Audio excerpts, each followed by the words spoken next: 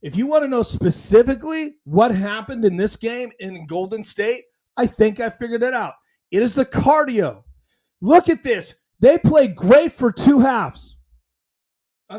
quarters. For one half, they played great. Get into the third quarter, they have a 10-point lead, and it goes away. They have been evaporating double-digit third-quarter leads the entire season. How does that happen at the same spot every game? It's called fucking cardio. So they're either over-practicing or they're not working on cardio. This team can shoot the lights out, but if your legs aren't there, you can't shoot shit. Did you notice are you also noticing at the end of the fourth, or in the fourth, their shooting is worse? It's not just Clark, it's everybody. Now, except Kelsey Mitchell, who I really loved tonight, she still can't hit a fucking free throw. Now, it wouldn't have mattered because they lost by almost 10, and she missed 3 free throws. Now, it would have been helpful because you want to score when the clock stopped.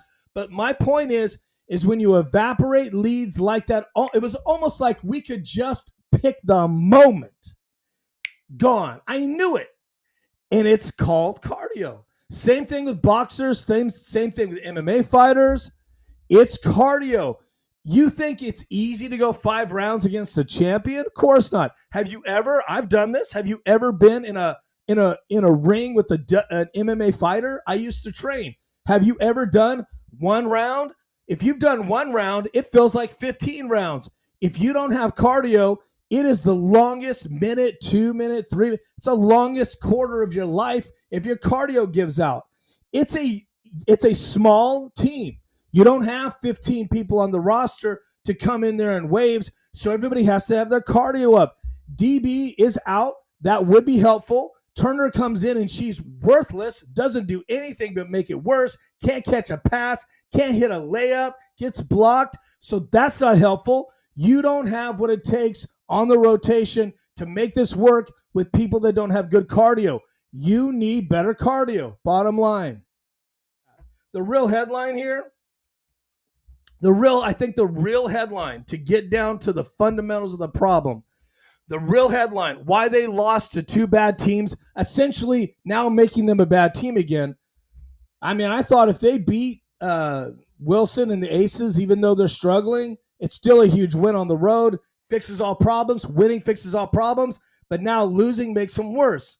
The headline is this team is either practicing way too hard, because that's a possibility, or they're not in shape because they get tired at the end of these games.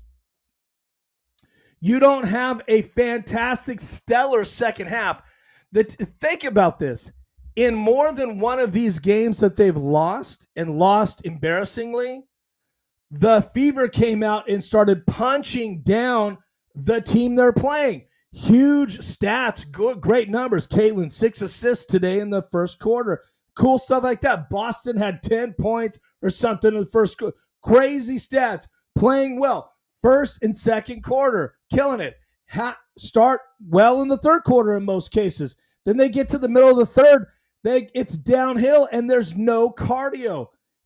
Why you give up leads? Okay, when you have really good defense early, great defense, trapping, movement. I mean, stealing the ball. How many steals did they get in the first half? Really great defense. I'm sorry, I'm losing my voice. Really great defense. And then you come back from halftime, and then you can't keep a lead, and then you can't hit shots, and then the other team that you were shutting out starts to play incredibly well, and it topples. Teeter-totter. It flips on you, right? And then you're the one trying to catch up. All of a sudden, you're losing, right? All of a sudden, you can't keep up on defense. That's called cardio. It's called cardio, okay? So if you're the coaching staff, you need to figure out what's going on with the cardio.